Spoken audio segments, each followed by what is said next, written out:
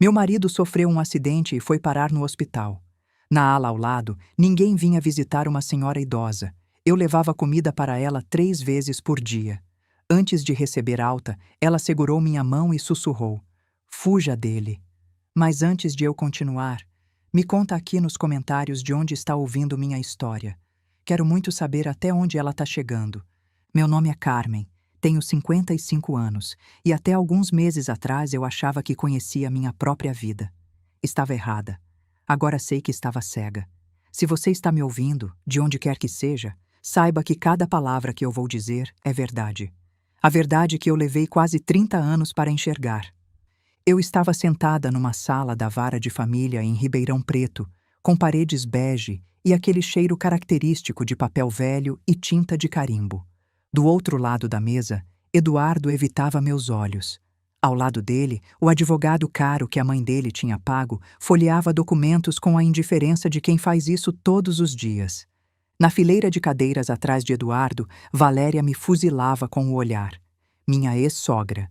Ela usava um talher cor de vinho e um colar de pérolas que custava mais do que eu ganhava em 3 meses. E olha que eu trabalhava há 18 anos na mesma empresa. Mesmo ali, mesmo derrotada, ela fazia questão de parecer superior. O servidor pigarreou.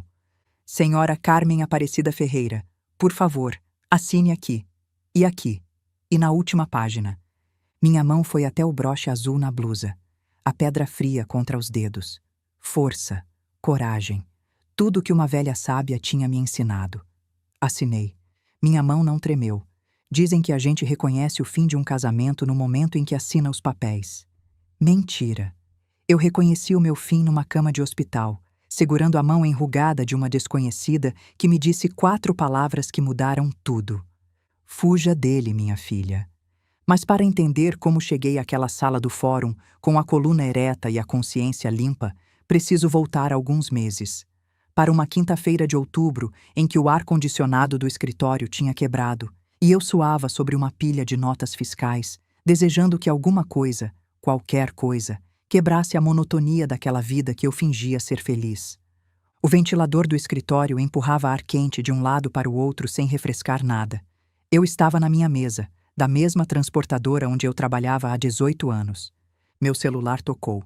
Número desconhecido. "Alô? Senhora Carmen Aparecida Ferreira?" Uma voz feminina, profissional, com aquela frieza que só funcionários de hospital conseguem ter. "Aqui é do pronto-socorro do Hospital das Clínicas. O senhor Eduardo Aparecido de Souza deu entrada aqui. Acidente de trânsito. A senhora pode vir?" Eu não lembro de ter desligado o telefone. Só lembro de estar no banco de trás de um táxi, agarrada ao cinto de segurança, murmurando: por favor, que esteja tudo bem, que a casa não desmorone. Engraçado, não é?" Eu estava preocupada com a casa, com o papel de esposa que eu representava há quase 30 anos. Em nenhum momento eu pensei no Eduardo como pessoa, na dor que ele podia estar sentindo. Isso me envergonha até hoje, mas é a verdade. O Hospital das Clínicas de Ribeirão Preto tem aquele cheiro característico de desinfetante e álcool. Luzes fluorescentes zumbindo no teto, corredores que parecem não ter fim. Eu andava rápido, perguntando para qualquer pessoa de jaleco onde ficava a ortopedia. Quando finalmente encontrei o quarto certo, meu coração batia tão forte que eu conseguia ouvir nas orelhas. Eduardo estava deitado numa cama alta, a perna esquerda suspensa por um sistema de roldanas e envolta em gesso do tornozelo até a coxa. Tinha um hematoma roxo debaixo do olho direito e escoriações no braço. O rosto estava virado para a janela, olhando para nada. Os médicos tinham dito que ele precisaria de cirurgia. Fratura exposta, complicada.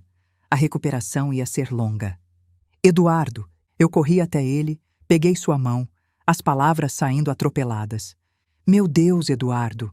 Como você está? O que aconteceu? Os médicos disseram alguma coisa?" Eu vim o mais rápido que consegui. Quando ligaram, eu quase morri de susto. Achei que... Demorou. A voz dele me cortou no meio da frase. Ele nem tinha virado a cabeça.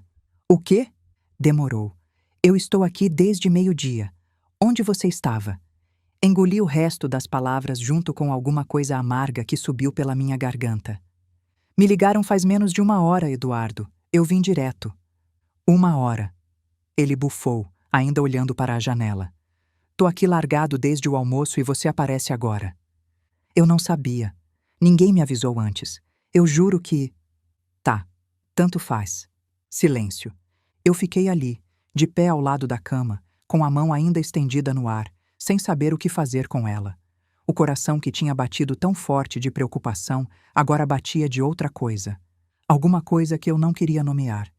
Você está com dor? Quer que eu chame a enfermeira? Quero que você vá em casa e traga minhas coisas. Carregador do celular, uma muda de roupa. A comida aqui é intragável. Vê se traz alguma coisa decente para eu comer. Tá, eu vou buscar. E não demora dessa vez. Ele finalmente virou o rosto. Me olhou. Mas não era o olhar de um marido aliviado por ver a esposa. Era o olhar de alguém conferindo se o pedido tinha sido anotado corretamente. Eu balancei a cabeça e me virei para sair. Foi aí que aconteceu. Ele segurou meu pulso. De repente, sem aviso, eu olhei para trás, surpresa, e vi algo diferente no rosto dele. Alguma coisa que amoleceu por um segundo, como gelo derretendo. Ei! O quê? Desculpa. É que... Ele respirou fundo. Foi um susto, sabe? O carro capotando, o barulho. Eu pensei que ia morrer ali. Aí acordo nessa cama sozinho, sem saber de nada. Meu coração apertou. Ali estava. Ali estava o Eduardo de antes. O homem por quem eu me apaixonei. O homem que me fazia acreditar que tudo valia a pena. Eu entendo, eu disse baixinho. Deve ter sido horrível. Foi. Eu me inclinei e beijei a testa dele. Ele fechou os olhos. Por um momento, só um momento, éramos um casal de novo. Dois velhos conhecidos dividindo um instante de verdade. Mas quando eu me afastei, ele já estava olhando para o celular. Vai logo, e não esquece o carregador. Esse aqui tá quase morrendo. O momento tinha passado. A porta se fechou atrás de mim com um clique suave. Eu estava andando pelo corredor quando vi pela primeira vez. Uma mulher idosa, sentada num banco de plástico azul. Devia ter uns 70 e muitos anos. Cabelos brancos presos num coque frouxo. A perna direita engessada. As mãos cruzadas no colo tinham aquela magreza frágil de quem viveu muito e comeu pouco. Ela olhava para o corredor vazio com uma expressão que eu conhecia bem. Era a expressão de quem espera alguém que não vai chegar. Nossos olhos se cruzaram. Eu devia ter continuado andando, mas alguma coisa naquele olhar me fez parar. A senhora está bem? Obrigada, querida. Só estou descansando um pouco. A senhora está sozinha? Meu filho trabalha em Manaus, plataforma de petróleo. Disse que vem quando conseguir folga. Ela deu um sorriso pequeno. Enquanto isso, eu vou esperando. A senhora já comeu hoje? O silêncio que veio depois foi resposta suficiente. Espera aqui, eu volto já. Desci até o refeitório do hospital. Comprei 2 porções de canja, 2 pães, 2 sucos. Voltei para o corredor da ortopedia. A senhora ainda estava lá. Não tinha se movido 1 centímetro. Trouxe para a senhora. Não é grande coisa, mas é quentinho. Ela olhou para a bandeja como se eu estivesse oferecendo ouro. Querida, não precisava. Eu não tenho como pagar. Não é para pagar, é para comer. Sentei no banco ao lado dela. Abri a canja. Entreguei a colher. Por um momento, achei que ela fosse recusar. Mas a fome venceu o orgulho. Ela comeu devagar, com cuidado, como quem saboreia cada colherada. Entre uma e outra, me olhava de canto, como se estivesse tentando me decifrar. Como a senhora se chama? Perguntei. Iracema. Iracema Nogueira. Eu sou Carmen. Carmen. Ela repetiu meu nome como se estivesse provando o som. Bonito nome. Minha avó se chamava Carmen. O que aconteceu com a senhora, dona Iracema? Foi queda? Foi. Em casa, pode acreditar? 40 anos morando no mesmo lugar e vou escorregar justo agora no corredor de madrugada. Acordei no chão sem conseguir levantar. Sorte que a vizinha ouviu meu grito. E sua família? Além do filho em Manaus? Tem minha filha, Cláudia. Também mora lá. Casada, 3 netos pequenos. O sorriso dela era terno e conformado ao mesmo tempo. A vida vai levando a gente para longe, não é? Quando a gente vê, tá tudo espalhado. Eu assenti, pensando na minha própria mãe. Dona Célia. 78 anos, morando sozinha numa casa no bairro Ipiranga, do outro lado da cidade. Fazia quanto tempo que eu não ia lá? Quanto tempo que eu não ligava direito? Eduardo não gostava de ir. Achava o bairro simples demais, a casa pequena demais, as conversas sem graça. E eu, para não contrariar, fui espaçando as visitas até elas praticamente desaparecerem. Seu marido é o moço do quarto ali na frente? Dona Iracema perguntou, apontando com a colher. É, Eduardo. Quebrou a perna num acidente de carro. Coitado. E você está cuidando dele? É o que esposa faz, não é? Ela me olhou por um momento longo demais. Depois voltou a tomar a canja, sem dizer mais nada. Quando cheguei em casa naquela noite, o apartamento estava escuro e silencioso. Preparei a marmita para Eduardo. Arroz, feijão, bife acebolado. Guardei o carregador do celular na bolsa junto com uma muda de roupa. No bolso da calça que eu ia levar, achei um post-it amassado com uma data escrita à mão. Não reconheci. Guardei no bolso da minha calça sem saber por quê. Depois sentei no sofá da sala e fiquei olhando para o nada. O silêncio era absoluto. Meu olhar caiu no telefone. Na lista de contatos, o nome da minha mãe brilhava esperando ser tocado. Eduardo nunca gostou de Dona Célia. Sua mãe é muito simples, Carmen. E eu, aos poucos, fui acreditando. Fui cortando os laços até não sobrar quase nada. Disquei o número antes que pudesse mudar de ideia. Alô? A voz da minha mãe atendeu no segundo toque. Mãe? Sou eu. O Eduardo sofreu um acidente. Está no hospital.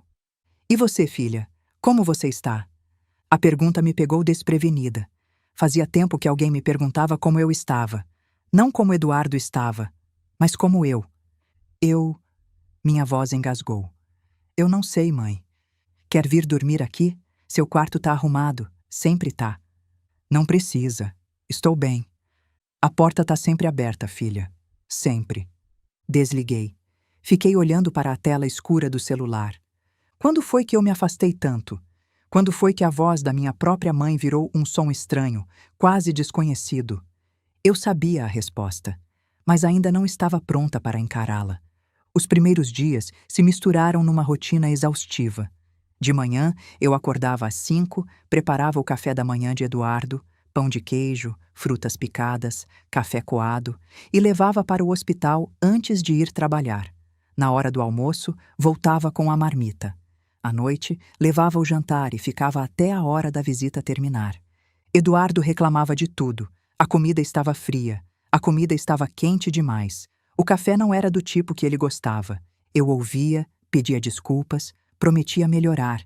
Era o que eu sempre fazia. E todo dia, na ida ou na volta, eu passava pelo corredor da ala feminina e encontrava a Dona Iracema. Ela estava sempre no mesmo lugar, sentada no banco de plástico ou numa cadeira de rodas perto da janela, sempre sozinha. Eu levava comida para ela também. Filha, você não pode ficar gastando seu dinheiro comigo, ela dizia. Eu fiz demais, sobrou, era mentira. Eu fazia porções separadas de propósito. Eduardo explodiu. Eu tinha levado o almoço, arroz, feijão, bife acebolado. A mesma coisa que ele comia em casa todo dia.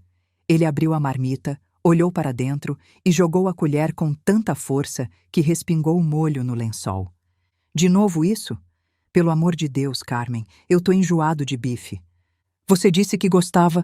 Gostava. Agora enjoei. É tão difícil de entender? Eu fiquei parada, segurando a alça da bolsa térmica. Amanhã eu faço outra coisa. Deixa. Não quero mais. Ele empurrou a marmita e pegou o celular. Come você. Ou dá para sua amiguinha velha lá do corredor, já que você passa mais tempo com ela do que comigo. Eu peguei a marmita, virei as costas, saí do quarto, fui direto para a ala feminina. Dona Iracema estava na janela do quarto. Quando me viu entrar, sorriu. Carmen, que surpresa boa. Eu levantei a marmita. Trouxe almoço. Quer dividir comigo? Ela olhou para o meu rosto. Não disse nada. Não perguntou o que tinha acontecido. Só puxou uma cadeira e indicou para eu sentar. Dividimos a comida em silêncio. A mesma comida que Eduardo tinha rejeitado com nojo. Dona Iracema comeu tudo. E quando terminou, me olhou com aqueles olhos cor de mel desbotado e disse: Você é boa cozinheira, Carmen. E é boa pessoa também. Não deixa ninguém te convencer do contrário. Foi o melhor almoço que eu tive em anos. Eu estava tentando puxar conversa com Eduardo. Contei sobre o trabalho, sobre a vizinha nova. Ele não tirava os olhos do celular. Quando eu me aproximei, ele virou a tela para baixo. Rápido, como se escondesse algo. Eduardo, você tá me ouvindo? Tô. Silêncio. Mais tarde, Dona Iracema me disse algo que ficou na cabeça. Você é dessas que cuida dos outros e esquece de cuidar de si. Conheço o tipo. Eu fui assim a vida inteira, por 52 anos.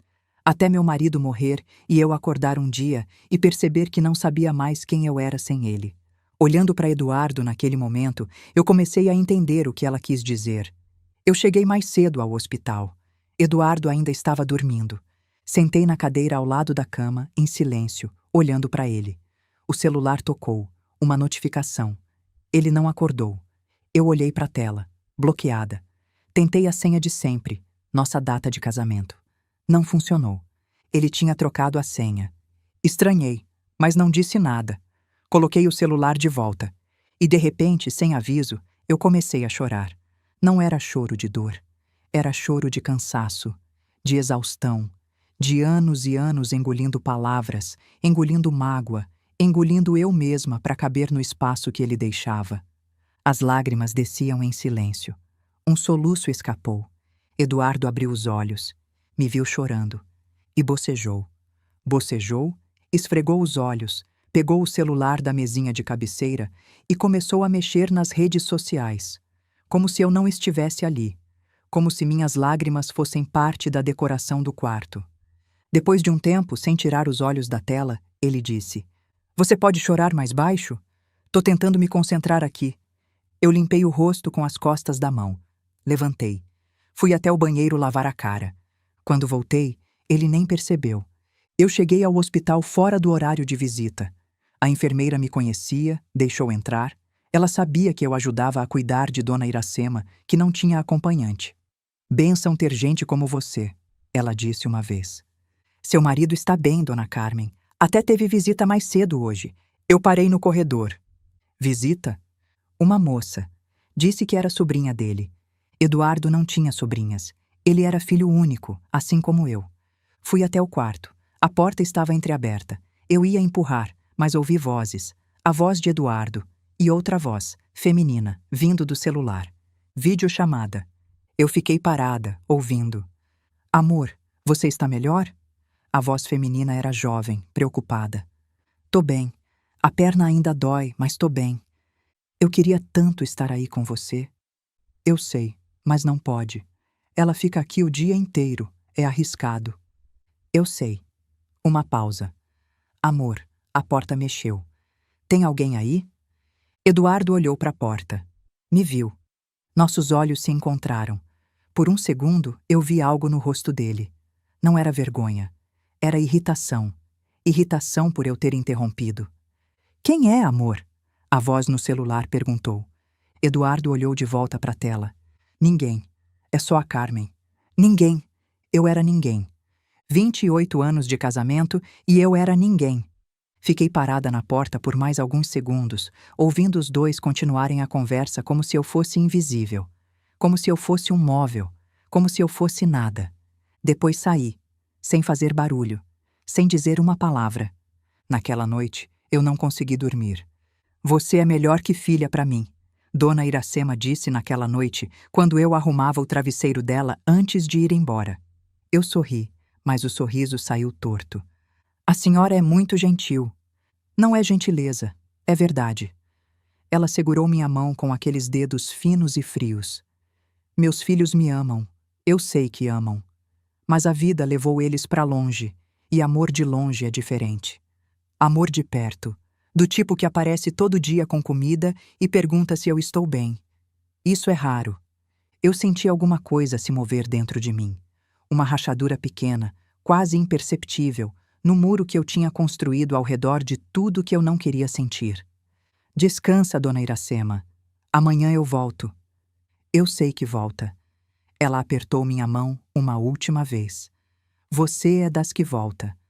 Dona Iracema me fez uma pergunta que eu não esperava. Estávamos no corredor. Eu sentada no banco ao lado dela, as duas olhando para o movimento dos enfermeiros que iam e vinham. Carmen, posso te perguntar uma coisa? Claro. Você cuida de mim há uma semana. Traz comida, arruma minha cama, me ajuda a ir no banheiro. Ela fez uma pausa. E do seu marido? É fácil cuidar dele? Eu abri a boca para responder, mas as palavras não vieram. Ele está doente, eu disse finalmente. É diferente.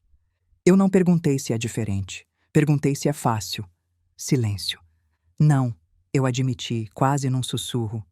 Não é fácil. E cuidar de mim? É fácil? Eu pensei na pergunta.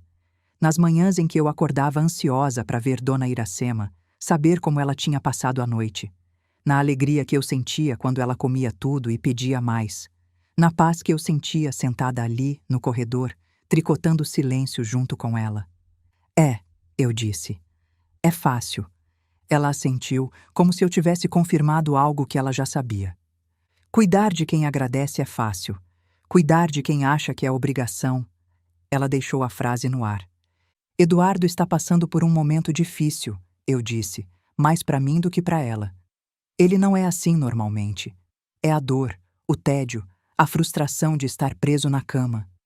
Eu também estou com dor. Também estou entediada. Também estou presa numa cama. Ela me olhou de frente. E mesmo assim, eu agradeço você todo dia. Todo dia, Carmen. Porque gratidão não depende de circunstância, depende de caráter. Eu não consegui responder. Deixa eu te perguntar outra coisa, ela continuou. Nos últimos meses, antes do acidente, seu marido olhava para você do mesmo jeito que olhava antes? Vocês jantavam juntos, conversavam, riam? Ou ele foi se afastando aos poucos, virando as costas, respondendo com uma palavra só?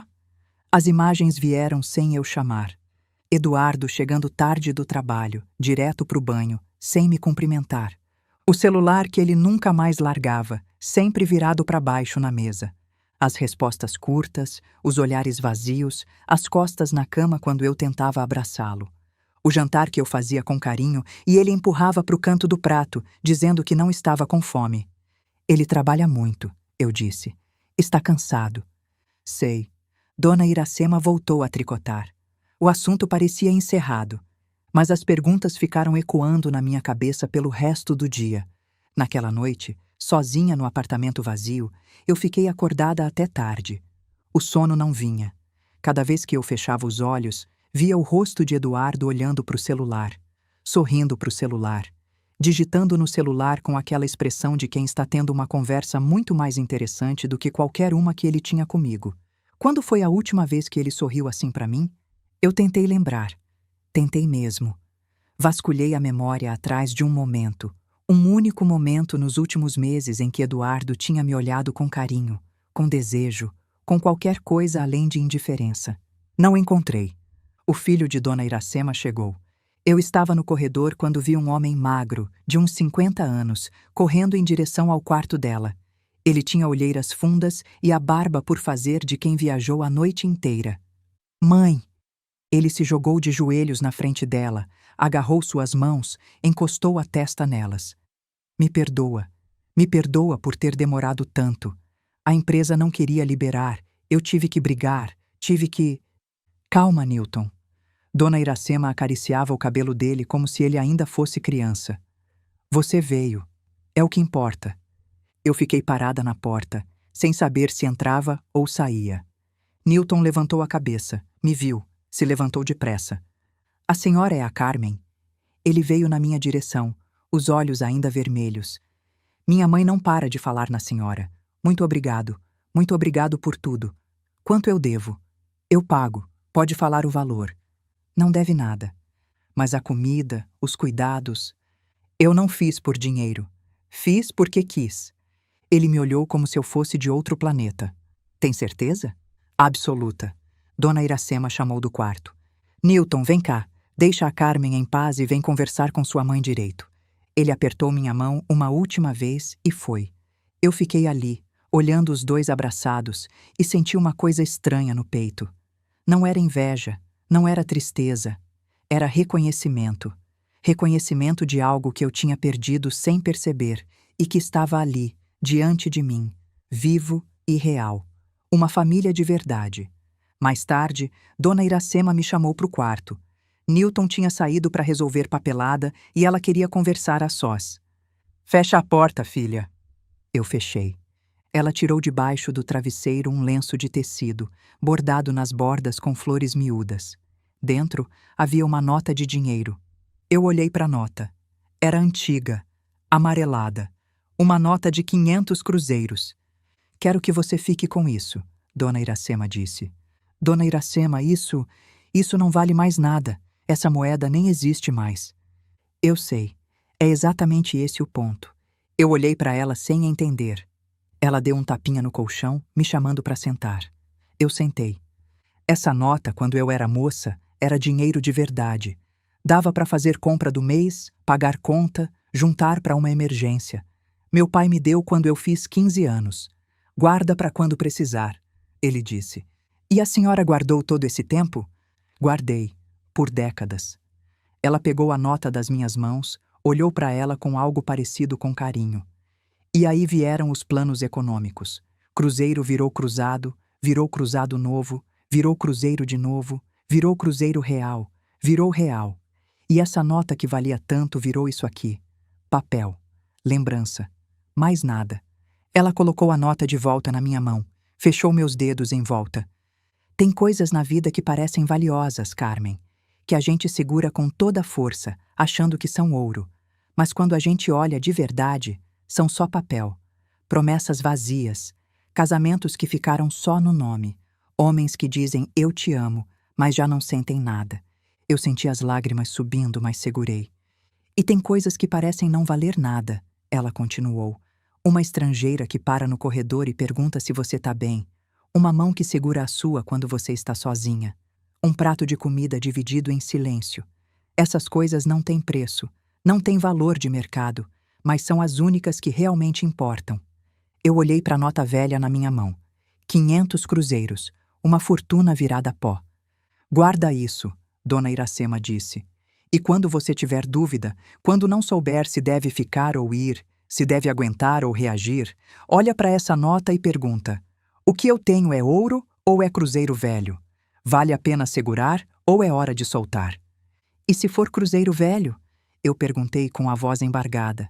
Se eu descobrir que é tudo papel? Aí você para de fingir que é ouro e vai atrás do que é verdadeiro. Eu ainda estava processando as palavras de Dona Iracema quando ela pediu para eu ajudá-la a ir até o quarto de Eduardo. Quero conhecer seu marido, ela disse. Me ajuda a chegar lá. Eu hesitei.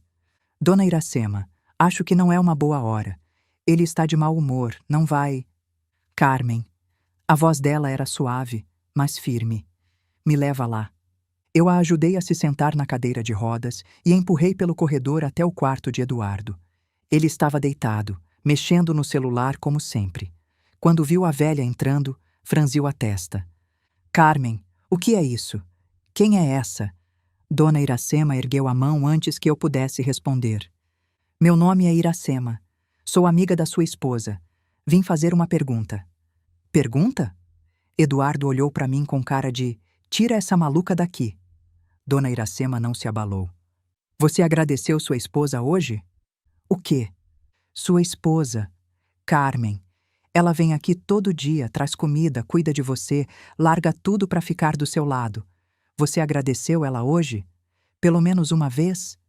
Eduardo ficou vermelho, depois branco, depois vermelho de novo. Isso não é da sua conta. Tem razão, não é. Dona Iracema deu um sorriso pequenininho. Mas eu sou velha. Velha pode ser intrometida. Faz parte. Carmen, tira ela daqui. Agora. Eu empurrei a cadeira de rodas de volta para o corredor. Meu coração batia tão forte que eu mal conseguia respirar. Quando estávamos longe o suficiente, Dona Iracema segurou minha mão. Você viu o que eu vi? Vi. Então não preciso falar mais nada. Mas ela falou. Naquela noite, enquanto eu arrumava as coisas dela para o dia seguinte, ela falou. Carmen, eu vou te contar uma coisa que eu não conto para muita gente. Eu parei de dobrar a toalha. Olhei para ela. Eu fui casada por 52 anos. Meu marido era um homem direito, trabalhador, bom pai.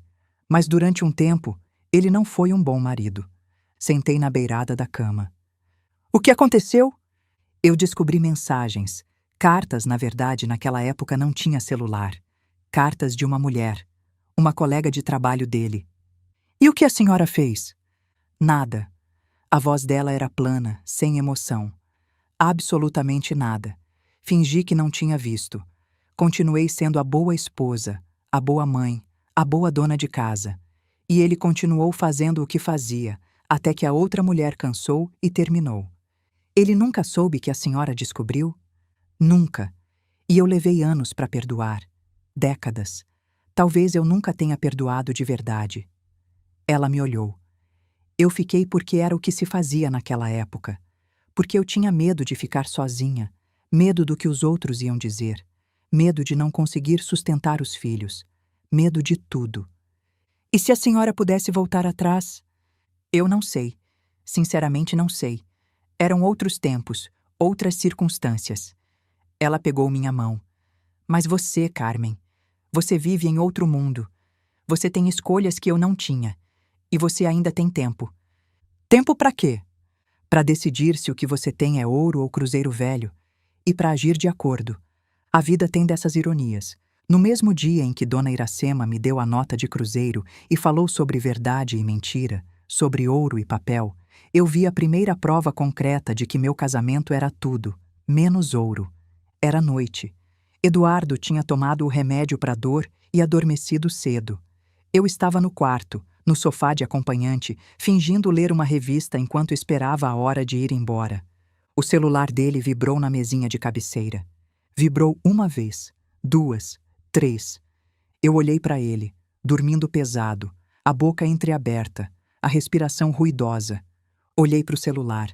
A tela brilhava no escuro. Uma notificação de mensagem. Eu me levantei. Meu coração batia forte demais. Minhas mãos tremiam. Não era certo. Eu sabia que não era certo. Vasculhar o celular do marido era invasão de privacidade, era desconfiança, era tudo que uma boa esposa não deveria fazer. Mas as palavras de Dona Iracema ainda ecoavam na minha cabeça. Será que o que eu tenho é ouro ou é cruzeiro velho? Eu peguei o celular. A tela mostrava uma prévia da mensagem. Um nome, uma letra só. L. Hart. E as primeiras palavras. Tô com saudade. Quando você vai poder? O resto estava cortado. Mas eu já tinha visto o suficiente. Coloquei o celular de volta na mesinha. Exatamente no mesmo lugar. Exatamente na mesma posição. Eduardo continuou dormindo. Eu fiquei acordada a noite inteira. As semanas seguintes foram um borrão de descobertas que eu não queria fazer, mas não conseguia evitar. Cada memória dos últimos meses voltava agora com um significado diferente. As chegadas tarde, o celular sempre virado para baixo, os sorrisos pro nada enquanto digitava mensagens, o perfume novo, a academia que ele nunca tinha querido frequentar e de repente virou prioridade, as viagens de trabalho que aumentaram, o sexo que diminuiu até desaparecer. Como eu não tinha visto? Ou melhor, por que eu tinha escolhido não ver? A oportunidade de confirmar minhas suspeitas veio de madrugada. Eduardo tinha tomado uma dose dupla de analgésico e apagado completamente. Eu sabia que ele não ia acordar por horas. O celular estava na mesinha.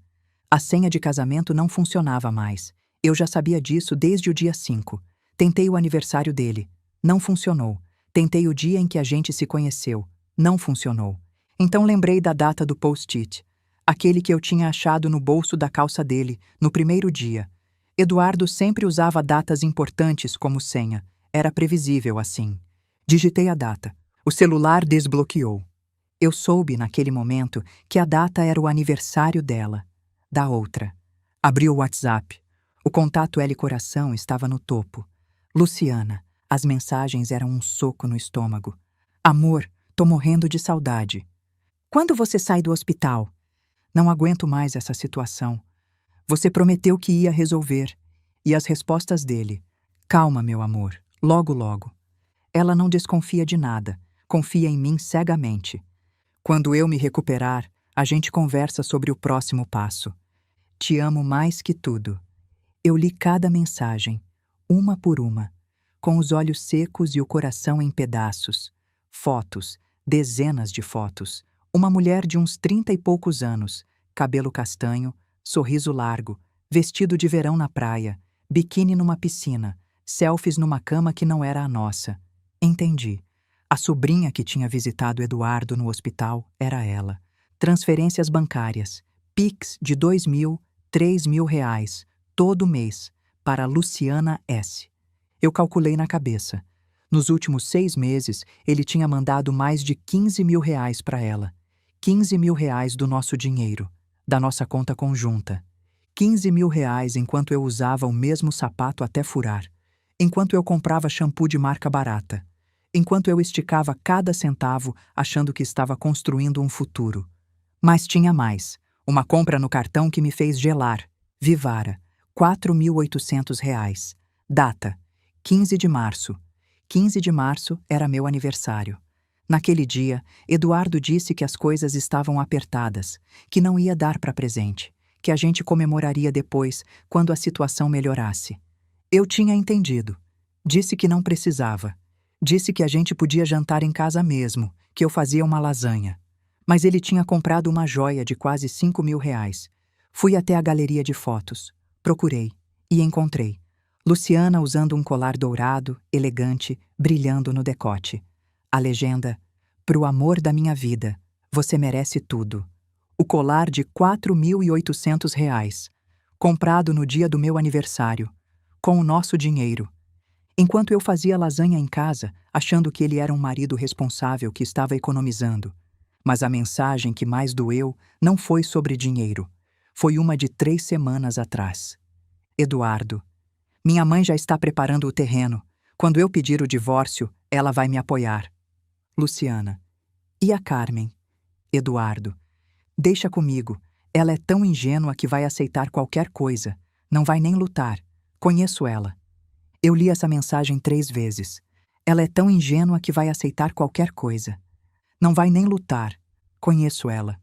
Ele achava que me conhecia. Achava que eu era fraca, previsível, fácil de manipular. E a pior parte. Até aquele momento ele estava certo. Coloquei o celular de volta, exatamente onde estava. Deitei no sofá, fechei os olhos. Não dormi. Mas pela primeira vez em muito tempo, eu sabia exatamente o que eu precisava fazer. Na manhã seguinte, fui até Dona Iracema antes de ir ver Eduardo. "Você está diferente", ela disse, assim que me viu. "O que aconteceu?" Eu contei. Tudo. O celular, as mensagens, as fotos, o dinheiro. A frase que não saía da minha cabeça. Ela ouviu em silêncio. Quando terminei, não disse, "Eu avisei." Não disse, "Você devia ter percebido antes." Não disse nada disso. Só segurou minha mão e falou, "E agora? O que você vai fazer?" "Não sei ainda." "Sabe sim." Ela apertou meus dedos. "Você sabe. Só está com medo de admitir." Eu respirei fundo. "Eu vou lutar", eu disse. E dizendo, percebi que era verdade. "Ele acha que eu não vou. Mas vai." Dona Iracema sorriu. "Essa é a Carmen que eu conheci no primeiro dia. A que parou para perguntar se eu estava bem. A que não aceitou não quando eu tentei recusar a comida. A que cuidou de uma estranha como se fosse família. Eu não sei por onde começar. Começa pelo começo. Protege o que é seu. Junta provas. E não deixa ele saber. Homem que trai uma vez, trai sempre. Se ele souber que você descobriu, vai ficar mais esperto. Vai esconder melhor." "A senhora acha?" "Eu tenho certeza." Ela soltou minha mão. "Agora vai. Faz o que precisa fazer. E quando precisar de mim, você sabe onde me encontrar." Voltei para o apartamento naquela tarde com uma desculpa qualquer, buscar roupas limpas para Eduardo. Mas em vez de ir para o armário do quarto, fui para o escritório. A gaveta onde guardávamos os documentos importantes, certidões, contratos, escrituras, abri. Estava vazia. A escritura do apartamento, o contrato de financiamento, minha caderneta de poupança, nossos documentos do carro, tudo tinha sumido. Eu revirei o escritório inteiro, o quarto, a sala, os armários da cozinha. Nada. Peguei o celular, disquei o número de Eduardo. "Eduardo, você sabe onde estão os documentos?" A pasta do escritório está vazia. Silêncio do outro lado. Depois, mandei minha mãe pegar. "Pegar? Por quê? Aproveitei que estou parado aqui para organizar. Estava tudo uma bagunça. A voz dele era fria, controlada. Por que você quer saber? Eu precisava do número da apólice do seguro. Depois eu te passo. Mas Eduardo, eu preciso... Carmen, a voz cortante. Eu disse que depois eu passo. Agora me deixa descansar. Ele desligou. Eu fiquei parada no meio da sala, olhando para o telefone mudo na minha mão. Ele não estava só me traindo. Estava se preparando, organizando as peças, garantindo que quando o golpe viesse, eu estaria de mãos vazias. Dona Iracema tinha razão. Ele não ia lutar limpo. E se ele não ia lutar limpo, eu também não precisava. Naquela noite, eu não fui para o hospital. Disse que estava com dor de cabeça, que precisava descansar. Em vez disso, fui para o salão da Marta. Marta era minha amiga mais antiga. A gente tinha se conhecido ainda na escola, no primeiro ano do colegial, quando ela sentou do meu lado na aula de matemática e perguntou se eu tinha um lápis sobrando. Eu tinha. E daquele lápis emprestado nasceu uma amizade de quase 40 anos. Ela tinha passado por um casamento desastroso com o Toninho, um homem que bebia demais, trabalhava de menos e achava que esposa era empregada com benefícios. Quando ela finalmente reuniu coragem para pedir o divórcio, todo mundo disse que ela estava louca. Como você vai se sustentar? E a vergonha? Mulher separada não é bem vista. Marta ignorou todo mundo. Fez um curso de cabeleireira, juntou dinheiro e abriu o próprio salão. Hoje ela tinha 3 funcionárias, uma clientela fiel e a paz de quem sabe que pode dormir tranquila sem medo de acordar com um bêbado ao lado. Era a pessoa perfeita para me ajudar. Quando cheguei, o salão já estava fechando. Ela estava varrendo o chão, sozinha, com um pagode tocando baixinho no rádio. O cheiro de shampoo e acetona pairava no ar. Carmen. Ela largou a vassoura no segundo em que me viu. O que aconteceu? Eu não consegui falar. Só sentei na cadeira de cortar cabelo e comecei a chorar. Marta trancou a porta. Apagou o letreiro da frente. Fechou as persianas. Depois puxou uma cadeira e sentou na minha frente, segurando minhas mãos. Fala, amiga. Pode falar. E eu falei. Tudo. O hospital, as mensagens, as fotos, o dinheiro, os documentos sumidos. Despejei como se estivesse vomitando veneno. As palavras saíam atropeladas, misturadas com soluços, mas Marta ouvia sem interromper. Quando terminei, ela ficou em silêncio por um momento. Vi os olhos dela se encherem de lágrimas também, de raiva, de compaixão, de tudo junto. Depois levantou, foi até o fundo do salão e voltou com uma garrafa de vinho e 2 copos de plástico. Emergência pede emergência, ela disse, enchendo os copos. Eu ri. Era um riso molhado de lágrima, mas era riso. Marta, o que eu faço? Primeiro, você para de chorar. Ela me entregou o copo. Segundo, você lembra que esse homem não merece suas lágrimas. Terceiro, você vai atrás de um advogado. Advogado? Amiga, ele já está se preparando. Pegou os documentos, tá mandando dinheiro para outra. A mãe dele tá preparando o terreno. Você mesma me disse. Se você não se mexer, vai sair desse casamento sem nada. Eu não tenho dinheiro para advogado. Primeiro você consulta, depois a gente vê. Ela me olhou com firmeza. E se precisar, eu empresto. Não discute. Marta, eu não posso aceitar. Pode e vai. Ela levantou a mão, me interrompendo. Quantas vezes você me ajudou, Carmen? Quando o Toninho me deixou, quem aparecia aqui todo dia para me fazer companhia? Quem me emprestou dinheiro para pagar o aluguel atrasado? Quem ficou do meu lado quando todo mundo sumiu? Eu baixei os olhos, lembrando daquela época. Marta tinha perdido tudo. O marido, a casa, a autoestima. E eu estava lá, todo dia, com uma marmita de comida e uma palavra de apoio. Agora é minha vez, ela continuou. Eu conheço um advogado, Dr. Fabiano, especialista em divórcio. Ele ajudou a prima do meu cunhado. Fez milagre. Você acha que eu tenho chance? Amiga, o apartamento foi comprado durante o casamento. Você trabalhou a vida inteira. Tem seus direitos. Ela bebeu um gole de vinho. E mais, ele falsificou sua assinatura em alguma coisa? Movimentou dinheiro sem você saber? Os Pix para Luciana. O empréstimo que eu nem sabia que existia. Tem uma coisa, eu disse devagar. Eu vi no extrato do banco um empréstimo de 30 mil reais, no nome dos dois, mas eu nunca assinei nada. Marta arregalou os olhos. Carmen, falsificação de assinatura é crime. Eu sei. Isso muda tudo. Ficamos em silêncio, bebendo vinho, cada uma perdida nos próprios pensamentos. Depois de um tempo, Marta esticou a mão e segurou a minha. Você não está sozinha, amiga. Nunca esteve. Só esqueceu de olhar para o lado. Mas eu estou aqui. Sempre estive. E não vou sair.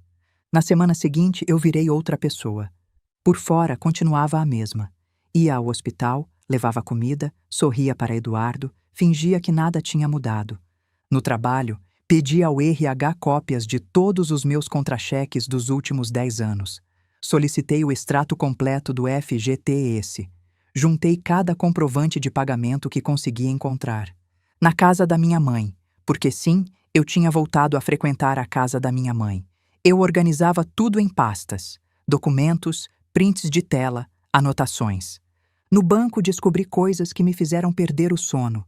O empréstimo de 30 mil reais, feito no balcão do banco, com uma assinatura que parecia minha, mas que eu nunca tinha dado. Eduardo devia ter treinado, ou pedido para alguém fazer. Os Pix mensais para a Luciana. As retiradas em dinheiro vivo que Eduardo fazia sem me consultar. Tudo documentado, tudo fotografado, tudo guardado num lugar que ele nunca ia encontrar. E em algum momento, no meio dessa loucura, eu encontrei minha mãe de novo. Não foi planejado. Foi acontecendo.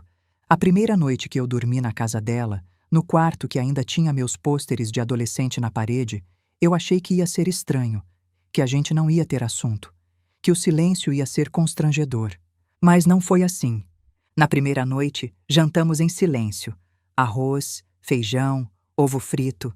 Comida simples, do tipo que Eduardo sempre desprezou. Comida de pobre, ele dizia. E eu, para agradar, tinha parado de cozinhar assim há anos. Está bom para você? Minha mãe perguntou insegura.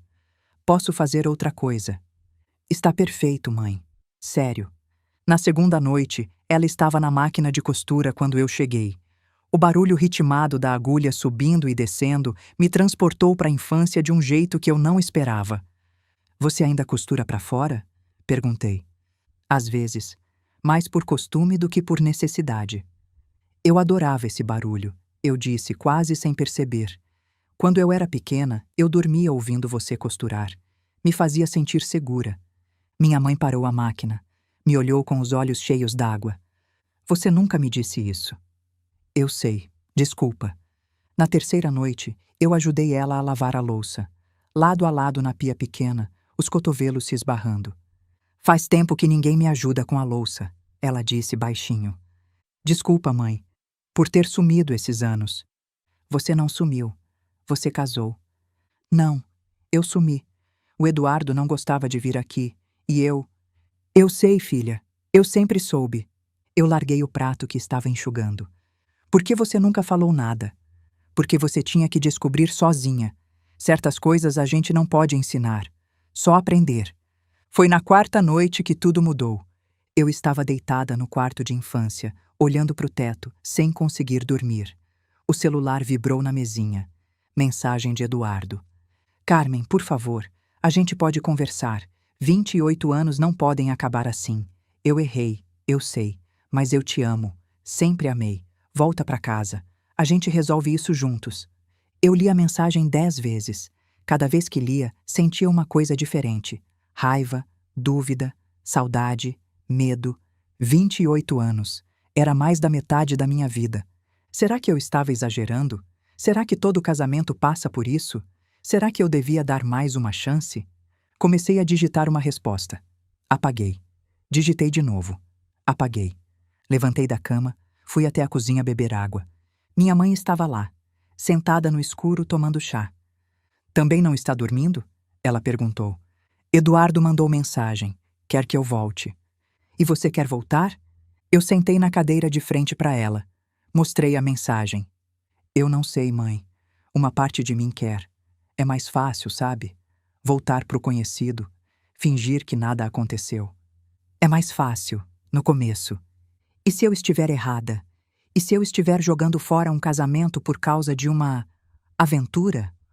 Você viu as mensagens, viu o dinheiro. Acha que é só uma aventura? Não. Mas e se... Filha, você quer que eu te diga o que fazer? Quero. Não vou dizer, porque não é minha vida. Mas vou te perguntar uma coisa. O quê? Se você voltar e daqui a 5 anos descobrir que ele fez de novo, você vai se perdoar? Silêncio. Eu pensei. Pensei de verdade. Me imaginei dali a 5 anos, descobrindo outra Luciana, outras mensagens, outros pics. Não, eu disse. Não vou. Então você já sabe a resposta. Eu olhei para o celular. Deletei a mensagem de Eduardo. Não respondi. Naquela mesma noite, minha mãe me contou um segredo que ela guardou por mais de 40 anos. Estávamos na cozinha escura, só a luz do poste da rua entrando pela janela. Ela serviu mais chá para mim, se sentou de volta na cadeira e começou a falar. Você me perguntou uma vez se seu pai foi um bom marido. Você não respondeu. Vou responder agora. Silêncio. Seu pai teve outra mulher. Durante anos. Eu descobri quando você tinha 12 anos. Eu senti o chão sumir debaixo de mim. O quê? Por que você nunca... Deixa eu terminar. Eu descobri, e sabe o que eu fiz? Nada. Absolutamente nada. Continuei casada, continuei cuidando da casa, continuei fingindo. Por você. Pela vergonha.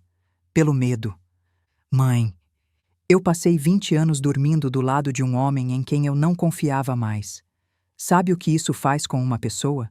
Te seca por dentro. Você vira casca. Eu estava chorando. Não sabia quando tinha começado, mas as lágrimas desciam sem parar. Quando ele morreu, eu chorei. Minha mãe continuou. Mas não sei se chorei por ele ou por mim. Pelos anos que eu perdi fingindo. Pela mulher que eu podia ter sido. Ela pegou minha mão.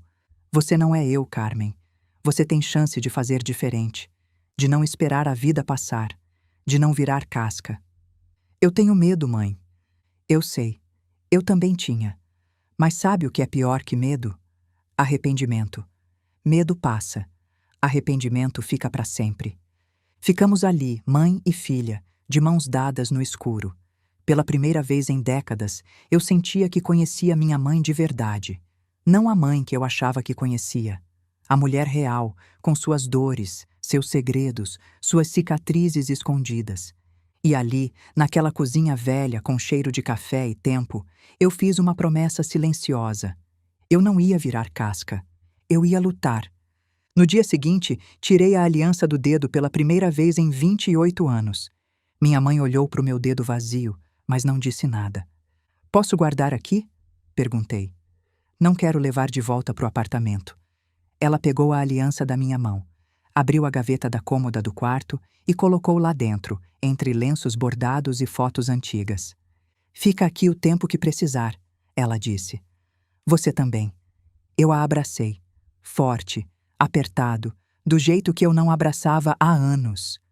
Obrigada, mãe, por tudo, por me contar sobre o papai, por me deixar ficar, por... Você é minha filha, ela me interrompeu. Não precisa agradecer, só precisa me prometer uma coisa. O quê? Que você não vai fazer o que eu fiz, que você vai lutar pelo que é seu. Eu prometo. E que você vai parar de sumir, que vai voltar a ser minha filha de verdade. Eu senti as lágrimas subindo de novo. Eu prometo, mãe. Eu prometo. Ela me abraçou de volta. Um abraço apertado, de mãe, daqueles que eu não recebia há anos. E ali, na cozinha pequena, com o cheiro de café coado no pano e os móveis velhos de jacarandá, eu entendi uma coisa que tinha levado 55 anos para aprender. Eu tinha passado tanto tempo tentando ser a esposa que Eduardo queria que esqueci de ser a filha que minha mãe precisava. A ironia é que, enquanto eu me dedicava a um homem que me traía, a mulher que nunca me traiu esperava paciente, sozinha, numa casa no Ipiranga. Às vezes a gente procura amor no lugar errado, enquanto o amor certo está a um telefonema de distância. Continua. A consulta com o Dr. Fabiano foi numa terça-feira cinzenta de novembro. O escritório dele ficava no centro de Ribeirão Preto. Paredes bege, diplomas emoldurados, cheiro de ar-condicionado. Marta tinha fechado o salão para me acompanhar. "Respira", ela disse na sala de espera. "Vai dar tudo certo." A secretária chamou meu nome. Doutor Fabiano era um homem de uns 60 anos, cabelo grisalho, jeito calmo de quem já viu de tudo. Eu sentei na frente dele e contei minha história. Ele ouviu em silêncio, fazendo anotações. Quando terminei, ele disse: "Dona Carmen, vou ser direto. Seu caso é complicado, mas não é impossível. Vocês são casados em comunhão parcial de bens, o que significa que tudo que foi adquirido durante o casamento é dos dois. E o empréstimo? O de 30 mil que eu não assinei? Se conseguirmos provar falsificação de assinatura, a situação muda completamente. Falsificação é crime. E isso nos dá vantagem enorme na negociação do divórcio." "Como assim? Ou ele aceita um acordo justo, ou a senhora presta queixa. A maioria dos homens prefere perder dinheiro a perder a ficha limpa." Eu senti algo se acender dentro de mim. Poder. Pela primeira vez em meses, eu tinha algum poder. O que eu preciso fazer? Perícia grafotécnica. E documentar tudo sobre as transferências para essa tal Luciana. Eu tenho. Tirei foto de tudo. Ótimo. Ele me olhou com algo parecido com respeito. A senhora se preparou bem. Eu tive ajuda, uma amiga e uma senhora que eu conheci no hospital. Pois agradeça a elas. A maioria das mulheres que vêm aqui chegam de mãos vazias, porque o marido já escondeu tudo. A senhora está muito à frente. Saí do escritório com uma lista de tarefas e um sentimento estranho no peito. Marta estava esperando na recepção, roendo as unhas de ansiedade. "E aí? Como foi?" "Foi bom, acho." Eu respirei fundo. Ele disse que eu tenho chances. Eu sabia. Ela me abraçou. Eu sabia que ia dar certo. "Ainda não deu certo, Marta. Isso é só o começo. Começo é mais do que você tinha ontem. Vamos comemorar. Café e bolo na padaria da esquina. Eu pago." Nas semanas seguintes, eu continuava indo ao hospital visitar Eduardo de dia, fingindo que nada tinha mudado. À noite, trabalhava no meu caso. A perícia grafotécnica foi marcada. Custou caro, mais caro do que eu podia pagar. Mas Marta cobriu a diferença sem pestanejar. "Você me paga quando puder", ela disse. "E se não puder, não paga." Simples. Os prints das mensagens de Eduardo foram organizados em ordem cronológica. Cada "te amo" para Luciana, cada promessa de futuro, cada insulto a mim. Os extratos bancários mostravam um padrão claro. Todo mês, entre 2 e 5 mil reais saíam da nossa conta conjunta e iam para a conta de Luciana. Em 1 ano e meio, o total passava de 80 mil reais. E o empréstimo? Os 30 mil reais que ele tinha pegado em nome dos dois, sem meu conhecimento, com uma assinatura que não era minha. Quando o resultado da perícia chegou, Dr. Fabiano me ligou pessoalmente. "Dona Carmen, tenho boas notícias." A perícia confirmou. A assinatura no contrato do empréstimo não é sua. Foi falsificada. Eu sentei na cama da casa da minha mãe, o celular tremendo na minha mão. O que isso significa? Significa que a senhora tem um caso forte. Seu marido cometeu um crime, e isso nos dá poder de barganha. Agora é hora de decidir. A senhora quer ir para o confronto ou prefere negociar? "O que o senhor recomenda?" "Depende do que a senhora quer. Se for só o dinheiro, negociamos. Se quiser que ele pague pelo que fez, aí é outra história." Eu pensei em Eduardo, no homem que eu tinha amado, no homem que tinha me traído, me roubado, me humilhado, no homem que achava que eu ia aceitar qualquer coisa porque era ingênua. "Eu quero os dois", eu disse. "Quero meu dinheiro e quero que ele saiba que eu não sou idiota. Então vamos para o confronto." Mas antes do confronto, eu precisava me despedir. Eduardo teve alta do hospital numa quinta-feira de manhã. A perna ainda estava engessada, mas ele já conseguia andar com muletas. Os médicos disseram que em 2 meses estaria novo. Eu fui buscá-lo. Era o que uma boa esposa fazia. E eu ainda precisava manter a fachada, pelo menos por mais algum tempo. Ele perguntou onde eu tinha dormido nas últimas semanas. Eu disse que na casa da minha mãe. O apartamento vazio me dava ansiedade, Eduardo, e ela precisava de ajuda. Ele aceitou sem questionar. Acho que nem se importava de verdade. No caminho para casa, ele foi falando sobre os planos para o futuro.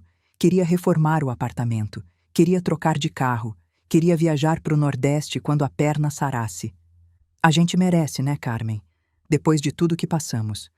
Eu concordava com a cabeça, murmurando: é verdade, e com certeza nos momentos certos. Por dentro, eu pensava nos extratos, nos pics para Luciana, nas mensagens dizendo que eu era ingênua. Quando chegamos no apartamento, ele foi direto para o sofá, ligou a TV e pediu que eu fizesse um café. E traz uns biscoitos também, daqueles que eu gosto. Eu fui para a cozinha, fiz o café, trouxe os biscoitos, coloquei tudo na mesinha de centro, do jeito que ele gostava. Obrigado, ele disse, sem tirar os olhos da TV. Era a primeira vez em semanas que ele me agradecia por alguma coisa, e veio agora, quando já era tarde demais. Eduardo, eu disse, ainda de pé na frente dele, preciso voltar para o hospital. Pra quê? Eu já tive alta. Dona Iracema, a senhora que eu visitava, ela também vai ter alta hoje. Quero me despedir. Ele fez uma careta. Aquela velha intrometida. Ela foi muito importante para mim esses dias. Sei. Ele deu de ombros. Vai lá então. Mas não demora. Dona Iracema estava sentada na cama, toda arrumada, com uma mala pequena aos pés. Newton estava ao lado dela, conferindo os papéis da alta. Carmen! O rosto dela se iluminou quando me viu. Você veio! Eu disse que ia vir. Eu sei. Você é das que cumpre. Newton se afastou para nos dar privacidade. Eu sentei na beirada da cama e peguei as mãos dela entre as minhas. Então é isso, eu disse. A senhora vai embora. Vou. Newton veio me buscar. Vou passar uns meses na casa dele em Manaus até me recuperar de vez. Manaus é longe. É, mas é onde meu filho está. Ela apertou minhas mãos. E você, Carmen, como você está? Preparada. Eu respirei fundo. Semana que vem eu vou confrontar o Eduardo. Vou pedir o divórcio. Dona Iracema sorriu. Não era um sorriso de satisfação, nem de eu avisei. Era um sorriso de orgulho. Você cresceu, filha. Em 2 semanas você cresceu mais do que em anos. Foi a senhora que me ajudou a crescer. Não. Eu só segurei o espelho. Você fez o resto sozinha. Ela soltou minhas mãos e pegou algo na bolsa. Um broche antigo, de metal dourado, com uma pedra azul no centro. Quero que você fique com isso. Dona Iracema, eu não posso... Pode sim. Era da minha mãe. Ela me deu quando eu casei. Disse que era para me lembrar de que eu era forte, mesmo quando não me sentisse assim. Ela colocou o broche na minha mão. Agora eu estou passando para você lembrar a mesma coisa. Eu olhei para o broche. A pedra azul brilhava na luz do hospital. Obrigada, eu disse com a voz embargada. Por tudo. Pela nota de cruzeiro, pelo broche, pelas conversas, por me fazer enxergar. Obrigada a você, Carmen, por ter parado naquele corredor, por ter perguntado se eu estava bem, por ter me tratado como gente quando eu estava me sentindo invisível. Nos abraçamos. Um abraço longo, apertado, de quem sabe que talvez não se veja mais. Então ela segurou minha mão com força, me puxou para perto e sussurrou no meu ouvido, tão baixo que só eu podia ouvir. Fuja dele, minha filha. Foram 4 palavras. 4 palavras que selaram tudo que eu já sabia, mas ainda não tinha coragem de admitir. Cuida de você, menina, ela continuou, agora em voz normal. E não deixa ninguém te convencer de que você vale menos do que vale. Eu não vou deixar. Eu sei.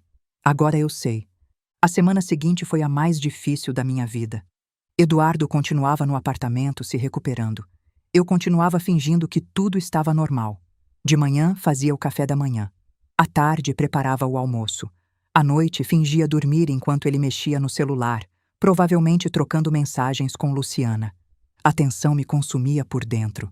Cada vez que ele falava comigo, eu tinha que me controlar para não explodir. Cada vez que ele sorria para o celular, eu tinha que engolir a raiva que subia pela garganta.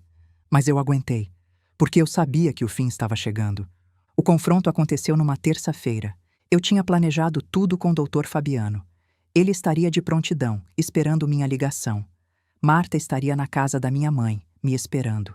Minha mala já estava lá, com tudo o que eu precisava. De manhã, fiz o café da manhã como sempre. Eduardo comeu reclamando que o pão estava duro. Semana que vem a gente precisa ir no banco, ele disse de boca cheia. Tem uns papéis para assinar. Que papéis? Coisa de financiamento, nada demais. Eu senti o estômago revirar. Ele ia tentar me fazer assinar mais alguma coisa, provavelmente algum documento que me prejudicasse ainda mais. Eduardo, eu disse, sentando na frente dele. Eu preciso falar uma coisa. Ele ergueu os olhos, surpreso com o meu tom. O que foi? Eu sei. Sabe o quê? Tudo. Sobre a Luciana, sobre o dinheiro, sobre o empréstimo que você fez no meu nome sem meu consentimento.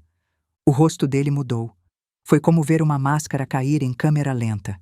A expressão de confusão virou surpresa, virou medo, virou raiva. O que você está falando? Eu li suas mensagens, Eduardo. Todas elas. Ela é tão ingênua que vai aceitar qualquer coisa. Foi o que você disse para ela. Lembra? Ele ficou pálido. Você mexeu no meu celular? Mexi. E achei tudo. As fotos, os pics, os planos que vocês faziam. Eu mantive a voz firme, mesmo com o coração disparado. E antes que você tente negar, eu já fui num advogado. Já tenho todas as provas. E já fiz uma perícia grafotécnica no contrato do empréstimo. Perícia? Aquela assinatura não é minha. E isso é crime, Eduardo. Falsificação de documento. Você pode ser preso. O silêncio que se seguiu foi ensurdecedor. Eduardo me olhava como se estivesse vendo uma estranha. E, de certa forma, estava. A Carmen que ele conhecia nunca faria isso. A Carmen que ele conhecia abaixaria a cabeça, pediria desculpas, aceitaria qualquer migalha. Mas essa Carmen estava morta. Tinha morrido num corredor de hospital, segurando a mão de uma velha desconhecida. Carmen, ele disse, a voz tremendo. A gente pode conversar. Isso não precisa... Precisa sim. Eu me levantei. Eu vou embora, Eduardo, e você vai me dar o que é meu por direito. Metade do apartamento, metade de tudo que a gente construiu. Ou eu presto queixa por falsificação e você explica para a polícia como conseguiu minha assinatura num papel que eu nunca vi. Você não faria isso. Não? Eu o encarei. Me testa. Ele abriu a boca para falar, mas nenhuma palavra saiu. Eu peguei minha bolsa, as chaves do carro e fui até a porta. Meu advogado vai entrar em contato com você. Sugiro que arranje um bom também. E saí. Eu estava no elevador, descendo os 12 andares, quando meu celular tocou. Número de Manaus. Newton. Atendi com a voz trêmula. Alô? Carmen? Mas não era Newton. Era Dona Iracema. Carmen, é você? Dona Iracema? Eu encostei na parede do elevador, as pernas bambas. O que aconteceu? A senhora está bem? Eu estou bem, filha. Mas acordei hoje com você na cabeça. Aquele aperto no peito, sabe? De quando alguma coisa está acontecendo com alguém que a gente ama. Uma pausa. O que foi? O que aconteceu? O elevador chegou no térreo. Eu saí andando sem saber para onde, o celular grudado no ouvido, e de repente estava sentada num banco na praça em frente ao prédio, chorando. Contei tudo. O confronto. As palavras dele. O olhar de espanto quando ele percebeu que eu sabia. A ameaça de prisão. A porta fechando atrás de mim. Dona Iracema ouviu em silêncio. Quando eu terminei, ela disse: Você fez certo, Carmen. Você fez o que precisava fazer. Eu estou com tanto medo. Eu sei, mas medo não é fraqueza. Medo é sinal de que você está fazendo algo importante. E se eu não conseguir? Você já conseguiu. O mais difícil já passou. Agora é só seguir em frente. Eu me sinto tão sozinha. Você não está sozinha. A voz dela era firme, quase uma ordem. Você tem sua mãe, tem sua amiga, e tem uma velha chata aqui em Manaus que não vai te largar. Entendeu? Não vai te largar. Eu ri, mesmo chorando. Velha chata é apelido carinhoso. É o único que eu aceito. Ela fez uma pausa. Agora vai para casa da sua mãe. Toma um chá. Chora o que precisar chorar. E amanhã você levanta e continua lutando. Combinado? Combinado. E Carmen, o quê? Eu tenho orgulho de você. Muito orgulho. Desliguei o celular e fiquei ali, sentada no banco da praça, olhando para o prédio onde eu tinha morado por quase 3 décadas. O prédio que não era mais meu lar. O prédio onde ficava o homem que eu achava que conhecia. Dona Iracema tinha razão. Eu não estava sozinha. Nunca tinha estado. Levantei do banco, sequei as lágrimas e fui para a casa da minha mãe. Os dias seguintes foram um furacão. Eduardo tentou me ligar dezenas de vezes. Mandou mensagens implorando, ameaçando, prometendo que ia mudar. Eu não respondi nenhuma. Valéria, minha ex-sogra, apareceu na casa da minha mãe no 3º dia. Eu estava na cozinha quando ouvi a campainha. Minha mãe foi atender. Do corredor, eu ouvi a voz estridente que eu conhecia tão bem. Onde está a Carmen? Eu sei que ela está aqui. Preciso falar com ela. Fui até a porta. Valéria estava no batente, impecável como sempre. Tailleur bege, bolsa de grife, expressão de desprezo. Dona Valéria, Carmen. Ela me olhou de cima a baixo. Podemos conversar? Em particular? Pode falar aqui mesmo. Na frente da sua mãe? Na frente da minha mãe. Valéria respirou fundo, visivelmente irritada. Está bem. Eu vim propor um acordo. Você retira as acusações contra o Eduardo, desiste do divórcio e a gente esquece que isso tudo aconteceu. E em troca? Em troca? Ela riu, como se a pergunta fosse absurda. Em troca, você continua tendo um marido, uma casa, uma vida. Uma vida de mentira. Uma vida confortável. Ela deu um passo à frente. Escuta aqui, Carmen. Eu sei que meu filho errou. Homens erram.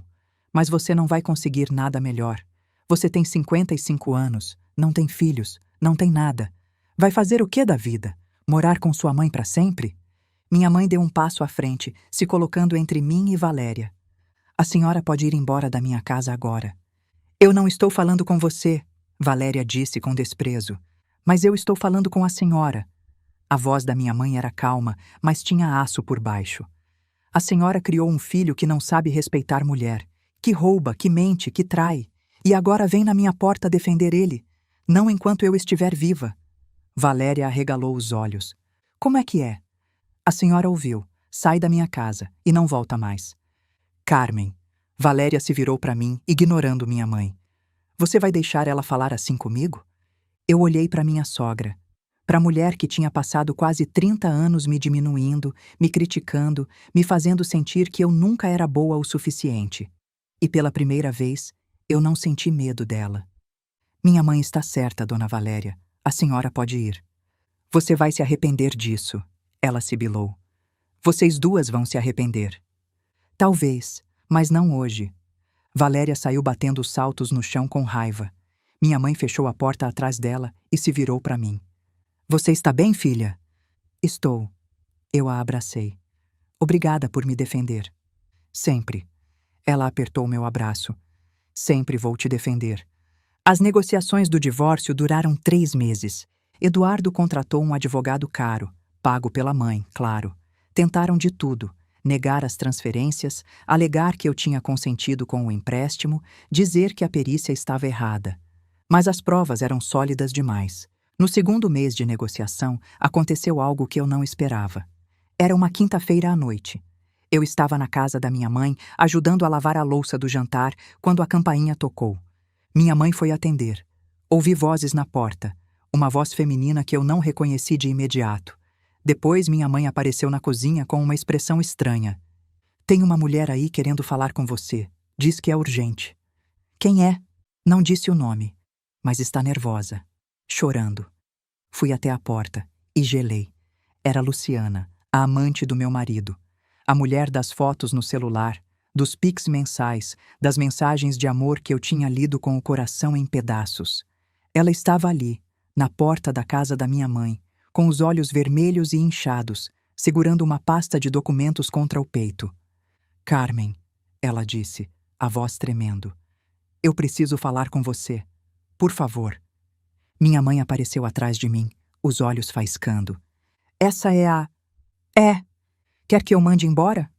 Eu olhei para Luciana, para a mulher que tinha ajudado a destruir meu casamento, para a mulher que eu tinha todo o direito de odiar. Mas alguma coisa nos olhos dela me fez hesitar. Não era só desespero, era medo. Medo de verdade. O tipo de medo de quem descobriu que está prestes a ser descartada, ou pior, usada como bode expiatório. Deixa ela entrar, eu disse. Carmen. Só 5 minutos, mãe. Minha mãe se afastou, relutante, mas ficou na cozinha, perto o suficiente para intervir se precisasse. Luciana entrou na sala. Ficou de pé, sem jeito, olhando para o chão. Fala, eu disse. O que você quer? Eu descobri uma coisa. Ela estendeu a pasta para mim. Sobre o Eduardo. Achei que você precisava saber. Peguei a pasta, abri. Eram prints de mensagens. Mensagens do Eduardo. Mas não eram para mim, nem para Luciana. Eram para outra mulher. Uma terceira. O nome dela é Patrícia, Luciana disse, a voz quebrando. Ele está com ela há 4 meses. Eu descobri semana passada. Por acaso. Do mesmo jeito que você descobriu sobre mim. Eu folheei os prints. As mesmas palavras. As mesmas promessas. Te amo. Vou largar tudo por você. Ela não significa nada. As mesmas mentiras, repetidas para outra mulher. Tem mais, Luciana continuou. No final da pasta, conversas dele com o advogado, ele está planejando esconder patrimônio, transferir bens para o nome da mãe antes do divórcio ser finalizado. Achei que você precisava dessas provas. Eu olhei para ela, para a mulher que eu tinha odiado por meses, e vi algo que não esperava ver. Outra vítima. Por que você está me ajudando? Porque ele me usou do mesmo jeito que usou você. Ela enxugou os olhos. E porque eu descobri que ele está planejando jogar a culpa em mim. Nas mensagens com o advogado, ele diz que vai alegar que eu manipulei ele, que eu extorqui dinheiro. Vai me transformar em vilã para sair de vítima. Uma pausa. Eu não vou deixar. Silêncio. O que você quer em troca? Perguntei. Nada. Eu só... Ela hesitou. Eu queria que você soubesse que eu sinto muito. Pelo que eu fiz. Pelo que ele fez. Por tudo. Eu fechei a pasta. Olhei para ela por um longo momento. Luciana, eu vou aceitar essas provas, porque elas vão me ajudar. Mas isso não muda o que aconteceu. Não muda o que você fez. Eu sei. Você sabia que ele era casado. Você escolheu continuar. Eu sei. As lágrimas voltaram a descer. Eu não tenho desculpa. Só queria... O quê? Queria que pelo menos uma de nós saísse dessa inteira. Eu fui até a porta. Abri. Vai embora, Luciana, e cuida da sua vida, porque a minha eu vou cuidar sozinha. Ela passou por mim sem dizer mais nada. Parou na soleira, se virou uma última vez. Ele vai fazer isso com a Patrícia também, e com a próxima, e com a próxima. É o que ele é. Eu sei, eu disse. Agora eu sei. Fechei a porta. Minha mãe apareceu no corredor, os braços cruzados. O que ela queria? Me dar munição. Eu ergui a pasta. E pedir perdão. Você perdoou? Eu pensei na pergunta. Não, mas também não preciso mais odiar. Ela foi tão idiota quanto eu. A diferença é que eu acordei. E ela ainda está acordando. Com as novas provas de Luciana, a situação mudou. Dr. Fabiano ficou impressionado quando viu os prints das conversas sobre esconder patrimônio. Dona Carmen, isso aqui é ouro. Se eles tentarem qualquer manobra agora, a gente tem como provar má-fé. O que isso significa na prática? Significa que eles vão ter que negociar de verdade, sem truques. Uma semana antes da audiência final, Eduardo e Valéria pediram uma reunião. Queriam resolver na conversa, sem juiz, sem formalidades. Dr. Fabiano achou estranho, mas aceitou. Vamos ouvir o que eles têm a dizer. A reunião foi num cartório no centro. Sala pequena, mesa de madeira, cheiro de papel velho. Antes de sair de casa, eu tinha colocado o broche de Dona Iracema na blusa. A pedra azul brilhava contra o tecido escuro. Era para me lembrar de que eu era forte, mesmo quando não me sentisse assim. Era para ela estar comigo naquele momento. Quando eu cheguei com o Dr. Fabiano, Eduardo e Valéria já estavam lá, junto com o advogado deles. Valéria usava o tailleur de sempre, o colar de pérolas, a expressão de superioridade. Carmen, ela disse como se estivesse cumprimentando a empregada. Que bom que veio. Dona Valéria, vamos direto ao ponto. Ela abriu uma pasta na mesa. Essa história já se arrastou demais. Meu filho está disposto a fazer um acordo generoso. Você fica com o carro e 20% do apartamento. Em troca, desiste de todas as acusações. Eu olhei para ela, depois para Eduardo, que evitava meus olhos, depois de volta para Valéria. 20%. É mais do que você merece, considerando que você não trabalhou para comprar aquele apartamento. Eu trabalhei 18 anos na mesma empresa, paguei metade das contas daquela casa, e seu filho falsificou minha assinatura num empréstimo de 30 mil reais. Isso é mentira, Eduardo disse, finalmente me olhando. Você assinou aquele papel. Eu tenho a perícia grafotécnica que prova o contrário. Silêncio. Valéria se inclinou para frente, os olhos estreitando. Você não tem coragem de ir até o fim com isso. Você nunca teve coragem para nada. Eu abri minha própria pasta. Coloquei os documentos na mesa, um por um. A perícia grafotécnica, os extratos bancários mostrando os PIX para Luciana e os prints novos, as conversas sobre esconder patrimônio. Reconhece isso, Eduardo? Eu apontei para os prints. São suas conversas com o Dr. Mendes, planejando transferir o carro para o nome da sua mãe antes da audiência, planejando esconder a conta poupança, planejando me deixar sem nada. Eduardo ficou branco. Valéria pegou os papéis, leu, ficou mais branca ainda. Onde você conseguiu isso? Isso importa? Eu me levantei. Dona Valéria, a senhora passou quase 30 anos me tratando como se eu fosse inferior, me chamando de inadequada, de sem classe, de pouca coisa. E durante todo esse tempo, a senhora estava criando isso. Apontei para Eduardo. Um mentiroso, um ladrão, um homem que trai a esposa, trai a amante, e agora está planejando trair a própria mãe. Como é que é? Valéria se virou para o filho. Mãe, ela está mentindo, ela... Leia os prints, Dona Valéria. Leia o que seu filho escreveu. A velha vai emprestar o dinheiro, ela sempre empresta. Depois eu dou um jeito de não pagar. Eu olhei para ela com algo parecido com pena. A velha é a senhora. É assim que ele fala de você quando você não está ouvindo. Valéria leu os prints. A cor sumiu do rosto dela. As mãos começaram a tremer. Eduardo, isso é verdade? Mãe, deixa eu explicar. Eu peguei minha pasta. Olhei para o Dr. Fabiano. Acho que já terminamos aqui. Fomos embora. Na porta me virei uma última vez. Dona Valéria, a senhora criou um ladrão. E ladrão não escolhe vítima. Hoje sou eu. Amanhã vai ser a senhora. Lembra das minhas palavras. Saí sem esperar resposta. No final, o acordo foi fechado nos termos que eu queria. O apartamento seria vendido e o valor dividido em partes iguais. O empréstimo ficaria inteiramente na responsabilidade de Eduardo. O banco aceitou anular minha participação no contrato mediante a perícia que provava a falsificação.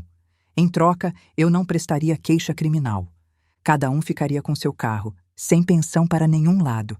Dr. Fabiano me ligou quando tudo foi assinado. Dona Carmen, parabéns. A senhora conseguiu. Conseguiu o quê? Sair de um casamento de quase 30 anos com sua dignidade intacta e seus direitos garantidos. Isso não é pouco. Não parece uma vitória. Eu sei. Nunca parece no começo. Mas daqui a um ano, a senhora vai olhar para trás e perceber que foi a melhor decisão da sua vida. A audiência final foi numa manhã de fevereiro. Eu estava sentada de um lado da mesa, com o Dr. Fabiano ao meu lado. Eduardo estava do outro, com o advogado dele. Valéria assistia da plateia, mas não era mais a mesma Valéria de antes. Parecia menor, mais velha, derrotada. O juiz leu os termos do acordo. Perguntou se ambas as partes concordavam. Concordo, eu disse. Concordo, Eduardo disse sem me olhar. Assinamos os papéis. Minha mão estava firme. Quando tudo terminou, eu me levantei e fui até a porta. Marta estava esperando do lado de fora, como tinha prometido. E aí? Ela perguntou ansiosa. Acabou. Acabou como? Você conseguiu? Consegui. Ela me abraçou ali mesmo, no corredor do fórum, sem se importar com quem estava vendo. Eu sabia! Eu sabia que você ia conseguir! Eu retribuí o abraço, sentindo um peso enorme sair dos meus ombros. Vamos embora, eu disse. Quero tomar um café. Café nada. Isso pede champanhe. Saímos do fórum de braços dados. Eu não olhei para trás. Uma semana depois da audiência, Dona Iracema me ligou. Era tarde da noite. Eu estava quase dormindo quando o celular tocou. Número de Manaus. Alô? Carmen? A voz dela estava mais fraca do que eu lembrava, mais cansada. Desculpa ligar tão tarde. Eu não conseguia dormir e precisava ouvir sua voz. Dona Iracema! Eu sentei na cama, o coração acelerando. Está tudo bem? A senhora está passando mal? Não, filha, só velha, velha e teimosa e com saudade. A senhora me assustou. Desculpa. Uma risada fraca, aquela risada rouca que eu tinha aprendido a amar. Eu queria saber como foi.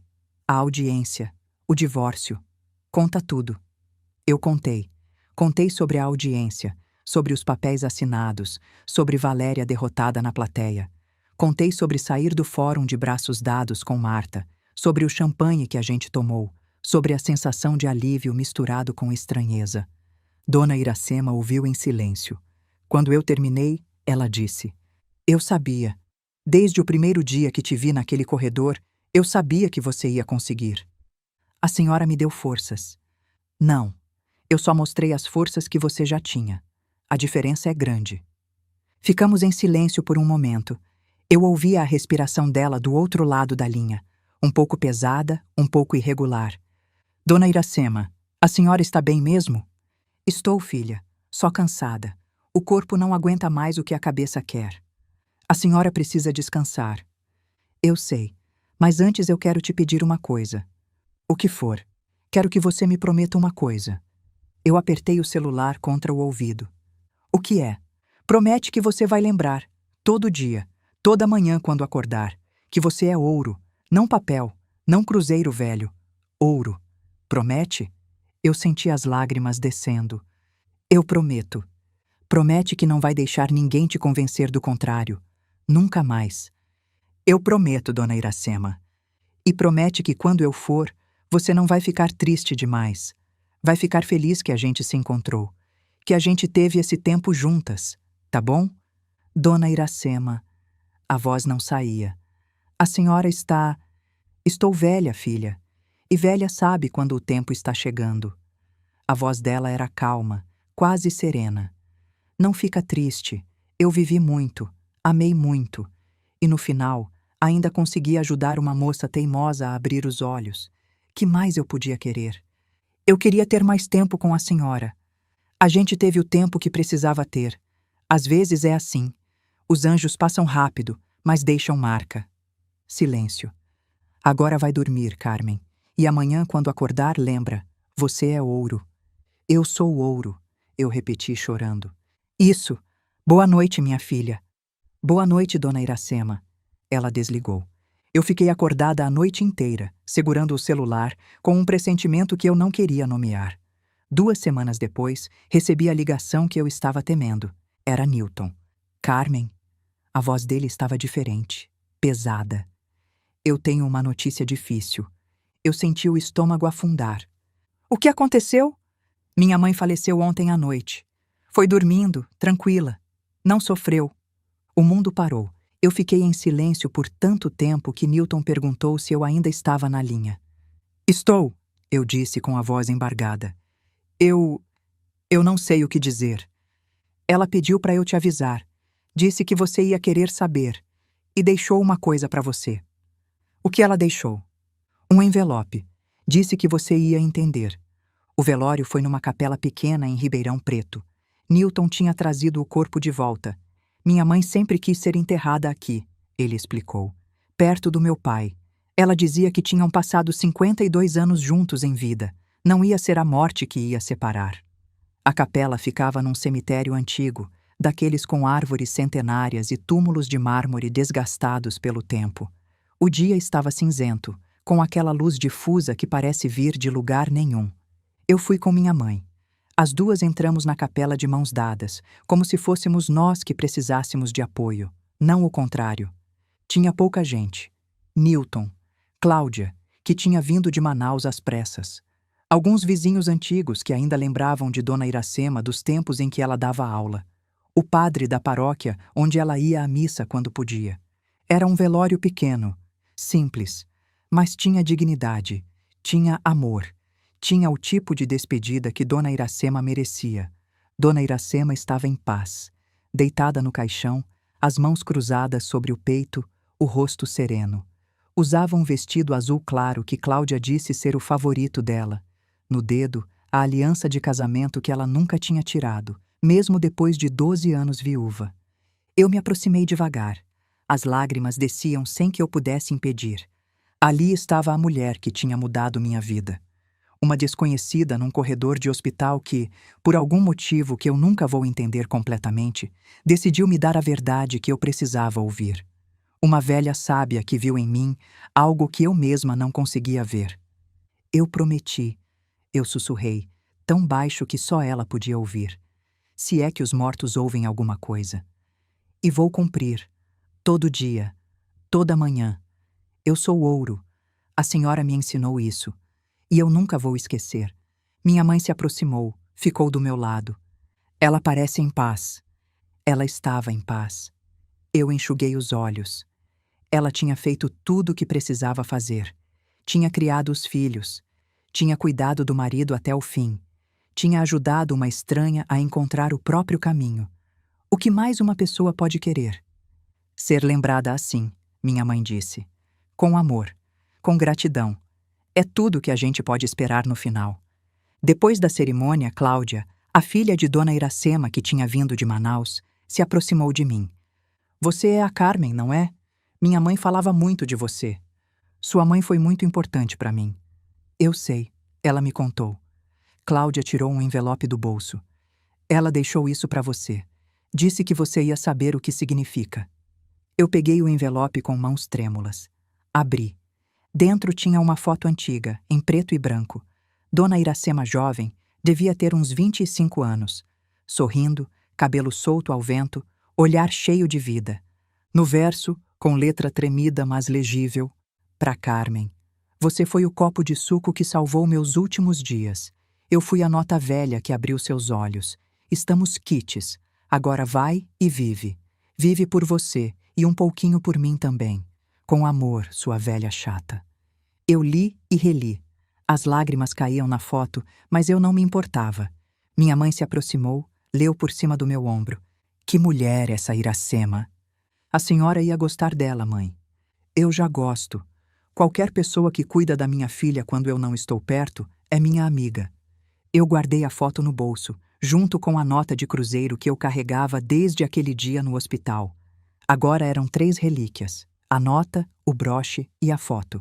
3 pedaços de Dona Iracema que iam comigo para sempre. No caminho de volta do cemitério, eu pensei no que ela tinha escrito. Agora vai e vive. Era um comando, uma ordem, uma bênção. Dona Iracema tinha me dado permissão para seguir em frente, para deixar o passado para trás, para construir uma vida nova. E era exatamente isso que eu ia fazer. As semanas seguintes foram de reconstrução. Com o dinheiro da venda do apartamento, eu comprei um lugar só meu. Um apartamento pequeno, de 1 quarto, num bairro simples, mas seguro. Não era luxuoso, não era grande, mas era meu. Comprado com meu dinheiro, no meu nome. A primeira noite que eu dormi lá, sozinha, eu não consegui dormir de tanta felicidade. Aos poucos, fui montando minha vida de novo. A estante da sala ganhou novos ocupantes, a nota de 500 cruzeiros, agora emoldurada. O broche de Dona Iracema, a foto dela jovem sorrindo, e a aliança da minha mãe, que ela tinha me dado num domingo de almoço. Pra gente lembrar juntas, ela tinha dito, das vidas que a gente deixou para trás. Algumas semanas depois, eu estava andando pelo centro de Ribeirão Preto. Tinha ido resolver umas coisas no banco, pagar umas contas. Dia comum. Passei por um bar de esquina, daquele simples com mesas de plástico na calçada e propaganda de cerveja desbotada na fachada. O tipo de lugar que Eduardo nunca pisaria. Ele sempre achou que era bom demais para esse tipo de estabelecimento. Olhei para dentro por acaso e gelei. Eduardo estava lá, sozinho, numa mesa do fundo. Quase não reconheci. A barba estava por fazer, grisalha e irregular. A roupa estava amassada. Uma camisa que eu lembrava de ter passado dezenas de vezes, agora manchada e mal cuidada. Os ombros estavam curvados, como se carregassem um peso invisível. Na frente dele, uma garrafa de cerveja barata. das que ele sempre desprezou. Ele levantou os olhos. Me viu. Nossos olhares se cruzaram por um segundo. Talvez 2. Eu vi muita coisa naquele olhar. Cansaço, derrota, talvez um resquício de vergonha, ou talvez eu só estivesse projetando. Ele não disse nada, não acenou, não desviou o olhar. Só ficou ali, parado, me olhando como quem olha para um fantasma. Eu também não disse nada, só continuei andando. Não senti alegria, não senti satisfação, não senti vingança. Senti só nada. Uma constatação fria de que a vida tinha cobrado o que precisava cobrar. Sem a minha ajuda, sem eu precisar fazer nada. Ele estava destruído e eu estava livre. Era o suficiente. Uma noite, algumas semanas depois, meu celular tocou. Número desconhecido. Atendi por reflexo. Alô? Carmen? Uma voz que eu conhecia bem, mais fraca do que eu lembrava, mais velha. É a Valéria. Eu fiquei em silêncio por um momento. Pensei em desligar, mas alguma coisa me fez continuar ouvindo.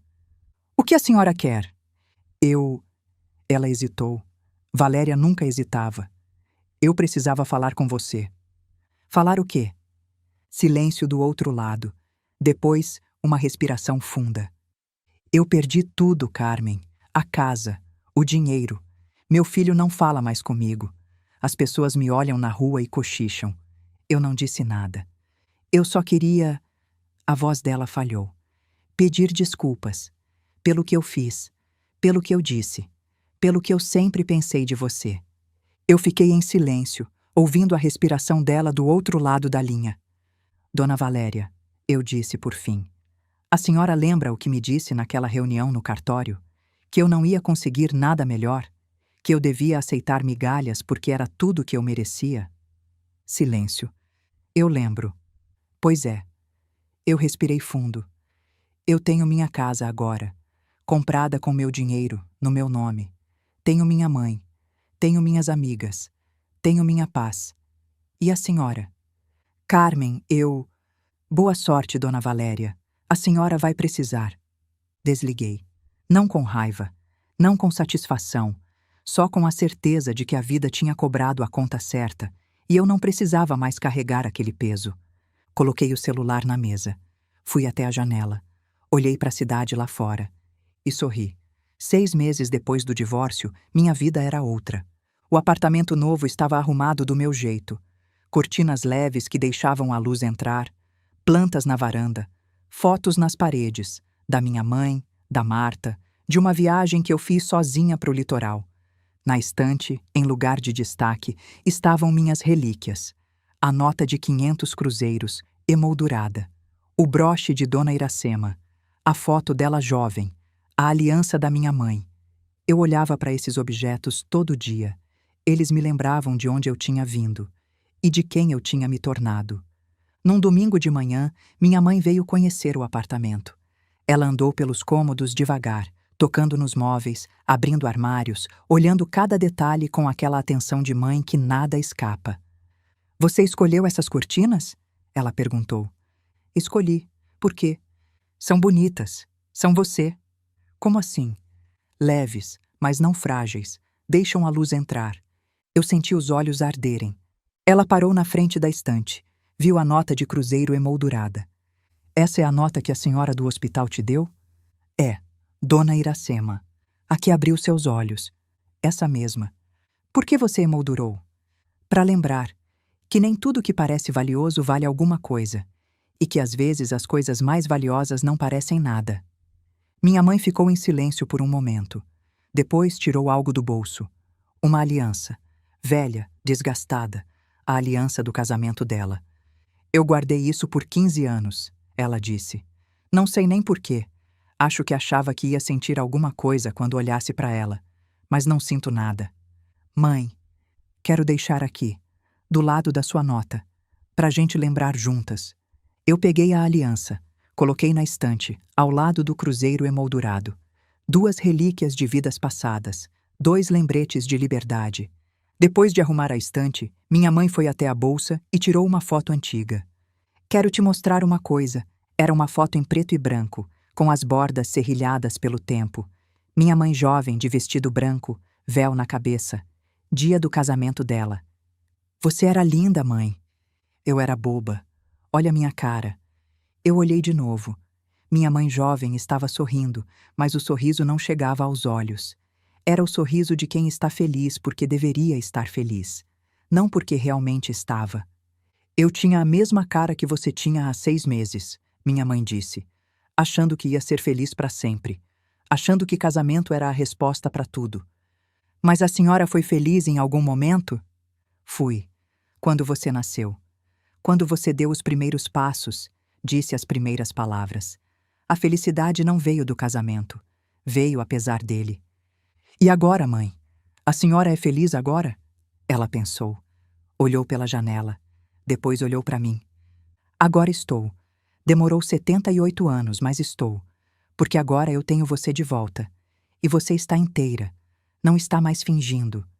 Eu senti as lágrimas descendo. Eu também estou feliz, mãe. Pela primeira vez em muito tempo. Nos abraçamos na sala. A foto da minha mãe jovem na mesa, olhando para nós. Testemunha silenciosa de 2 gerações que finalmente se entenderam. Mais tarde tomamos café na varanda minúscula do apartamento. 2 cadeiras de plástico, uma mesinha, vista para uma mangueira antiga no quintal do vizinho. Seu pai ia ter orgulho de você, sabia? Minha mãe disse de repente. Mesmo depois de tudo que a senhora me contou? Principalmente por causa disso. Ele era um homem fraco, mas ele sabia que era fraco. E, no fundo, admirava quem não era. A senhora acha que ele me admiraria? Tenho certeza. Você fez o que nem eu nem ele tivemos coragem de fazer. O que é isso? Ser honesta. Mesmo quando a honestidade dói. Silêncio. As 2 tomando café, olhando a mangueira. Mãe, obrigada. Pelo quê? Por não ter desistido de mim, mesmo quando eu sumi. Mãe não desiste de filha, só espera. Eu não vou mais fazer você esperar. Eu sei, filha. Agora eu sei. Os domingos viraram tradição. Toda semana eu ia até a casa da minha mãe. Chegava cedo, ajudava a preparar o almoço, arroz soltinho, feijão com louro, carne de panela, farofa. Comida simples, do tipo que Eduardo sempre desprezou. O cheiro enchia a casa pequena, chamava memórias de quando eu era menina. Depois do almoço, minha mãe me ensinava a costurar na máquina velha dela. Uma Singer preta, daquelas de pedal.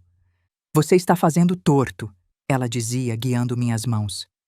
Eu sei, não consigo fazer reto. Ninguém consegue no começo. A gente sempre começa torto, depois endireita. Era uma metáfora da minha vida, e as 2 sabíamos.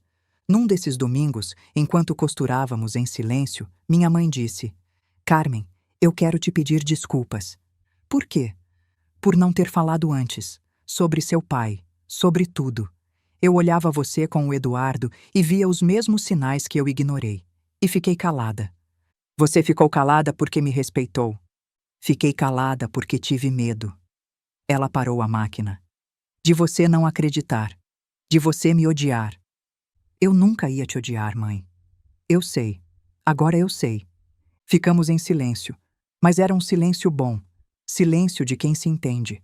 Naquela noite, sozinha no meu apartamento, eu fui até a estante. Peguei a nota de 500 cruzeiros. Olhei para ela por um longo tempo. Uma nota que um dia valeu muito e hoje não vale nada. Uma lembrança de que as coisas mudam. Que o que parece permanente pode desaparecer. Que o que parece sem valor pode ser o mais precioso. Dona Iracema tinha entendido isso antes de mim. Por isso me deu a nota. Por isso me contou a história. Por isso segurou minha mão num corredor de hospital e me tratou como filha, mesmo sendo uma estranha. Eu tinha passado quase 30 anos achando que meu casamento era ouro. E era só papel. Papel velho, desvalorizado, sem serventia nenhuma, além de ocupar espaço na carteira. Agora eu tinha outra coisa. Minha mãe de volta. Uma amiga de verdade. Um apartamento só meu. Uma vida que era minha. E as memórias de uma velha sábia que me ensinou mais em 2 semanas do que eu tinha aprendido em décadas. Isso sim era ouro. Coloquei a nota de volta na estante, ao lado do broche e da foto. Ao lado da aliança da minha mãe. Minhas relíquias, meus tesouros, as provas de que eu tinha sobrevivido. E mais que sobrevivido, Tinha renascido. Antes de dormir, peguei o celular e vi uma mensagem da minha mãe. Filha, fiz pão de queijo. Passa aqui antes do trabalho se quiser. Eu sorri. Digitei de volta. Chego em 20 minutos. Fui até o espelho do banheiro. Me olhei por um longo momento. A mulher no espelho era a mesma de sempre. Mesmos olhos castanhos, mesmo cabelo que já mostrava alguns fios brancos, mesmas rugas que o tempo tinha desenhado ao redor dos olhos e da boca. 55 anos de vida marcados na pele, nas mãos, nos ombros que tinham carregado tanto peso. Mas tinha algo diferente. Uma firmeza no olhar que não estava lá antes. Uma certeza. Uma paz que eu não sentia há décadas. E uma coisa que eu tinha perdido há muito tempo. Raízes. Eu tinha voltado a ter raízes. Raízes na casa da minha mãe, na amizade da Marta, na memória de Dona Iracema. Raízes em mim mesma, na mulher que eu estava descobrindo que sempre fui, debaixo de todas as camadas que o casamento tinha depositado. Sorri para o meu próprio reflexo. Vamos lá, Carmen. Dia novo, vida nova e pão de queijo da mãe. Saí do apartamento. A porta fechou atrás de mim com um clique suave. O sol da manhã batia no meu rosto. O ar estava fresco, cheirando a café das padarias abrindo, a começo. Eu desci as escadas sem pressa. Pela primeira vez em muito tempo, não estava correndo para lugar nenhum. E agora, toda manhã quando acordo, eu lembro da promessa que fiz para uma velha teimosa numa ligação de madrugada. Você é ouro.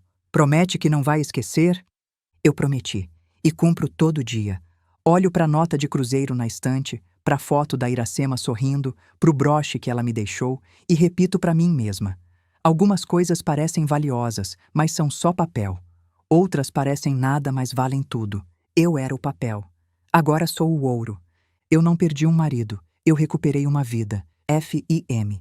Se você chegou até aqui, obrigada por me ouvir. Obrigada por ficar comigo até o final dessa história que, de certa forma, também pode ser a sua, ou a da sua mãe, ou a da sua vizinha, ou a de alguém que você conhece e que ainda não teve coragem de dar o primeiro passo. Sabe o que eu aprendi? Que a gente passa a vida inteira cuidando dos outros e esquece de cuidar da gente. Que a gente aceita migalhas achando que é banquete. Que a gente se diminui tanto para caber no espaço que os outros deixam, que um dia acorda e não sabe mais quem é. Mas nunca é tarde. Nunca. Se uma mulher de 55 anos conseguiu recomeçar, você também consegue. Se essa história tocou você de alguma forma, deixa seu like aqui embaixo. Se inscrevendo no canal e ativando o sininho, você me ajuda a continuar contando histórias como essa.